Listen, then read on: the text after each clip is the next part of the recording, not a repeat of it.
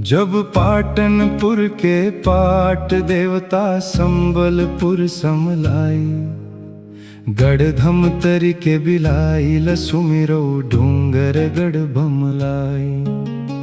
Ratanpuri Mahamai लसुमिरो धमधक Atal Kunwari.